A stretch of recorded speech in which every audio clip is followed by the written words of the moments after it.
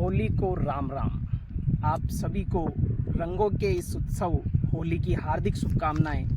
आपके जीवन में खुशियों के रंग हमेशा बने रहें, जीवन खुशहाल रहे, रंगों से भरा हुआ रहे, सुख समृद्धि स्वास्थ्य धन दीर्घायु सभी प्रकार के रंगों से आपका जीवन रंगमय रहे। इसी के साथ होली की शुभकामनाएं। और इस वीडियो में अपन कुछ होली के संबंध में महत्वपूर्ण बातों पर चर्चा कर लेते हैं। प्यारे साथियों, फाल्गुन पूर्णिमा के दिन मनाया जाता है होली का त्यौहार। होली जो भक्त प्रहलाद और होलिका से जुड़ी हुई कहानी है, मैं आपको ब्रीफली वो कहानी सुना देता हूँ, फिर राजस्थान जीके से संबंधित होली के कुछ महत्वपूर्ण प्रश्नों पर अपन चर्चा करेंगे। होलिका के भाई का नाम था हिरण्यकश्यप और हिरण्यकश्यप जो था उनका बेटा था प्रहलाद।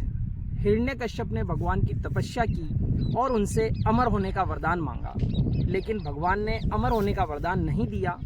विशेष तपस्या की वजह से हिरण्यकश्यप को भगवान ने कुछ वरदान दिए कि जैसे ना वो दिन में मरेगा, ना रात में, ना सुबह, ना शाम, ना घर के अंदर, ना घर के बाहर, ना अस्त्र से, ना शस्त्र से, ना मनुष्य उसे मार सकेगा, ना ही कोई जानवर। इतने वरदान उसको प्राप्त थे।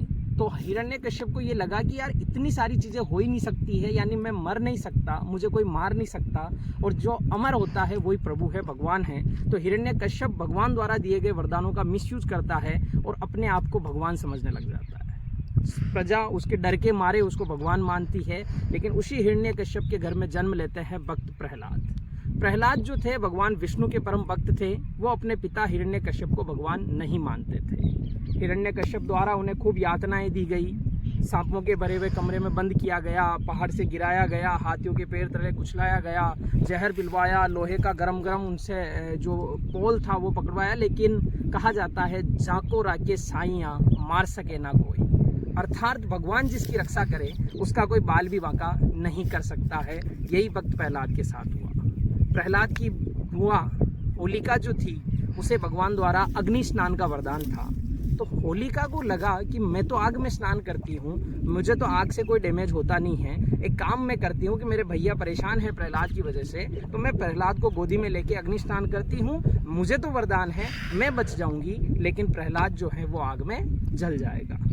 गलत नीति के साथ उसने भगवान के दिए हुए वरदान का गलत कामों में उपयोग करना चाहा।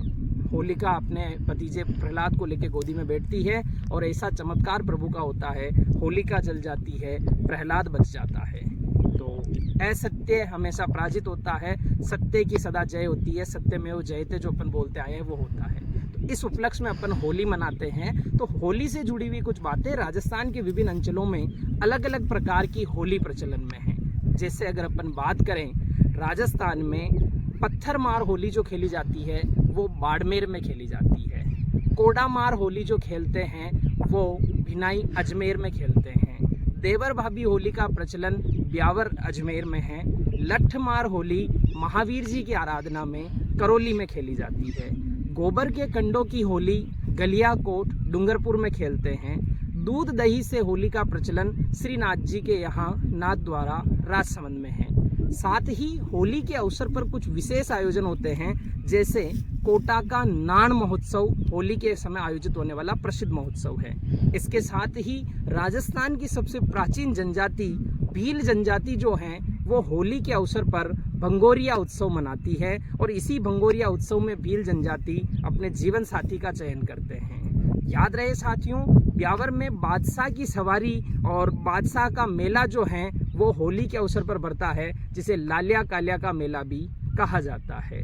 तो ये कुछ फैक्ट थे। आप सभी कमेंट करके ज़रूर बताएं आपके यहाँ किन किन प्रकार से किस किस प्रकार से होली मनाई जाती है। और मैं जो कि धाकड़ जाति से बिलोंग करता हूँ, हमारा पुश्तैनी काम खेती बाड़ी करना है, तो आज त्योहार के दिन हम और पूरे परिवार वाले मिलकर होली मना रहे हैं। हमारे गेहूं की फसल जो है, इस फसल को जो हमने कटाई कर चुके हैं उसको अब हम इकट्ठा करके धीरे धीरे थ्रेसर से निकलवाएंगे। और गेहूं जिसके उत्पादन में, गेहूं जिसके लिए राजस्थान का श्री गंगानगर जिला सबसे अग्रणी है और गंगानगर को राजस्थान का अन्न का भंडार या अन्नागार कहा जाता है। तो एक बार फिर से आप सभी को होली की बहुत बहुत शुभकामनाएं।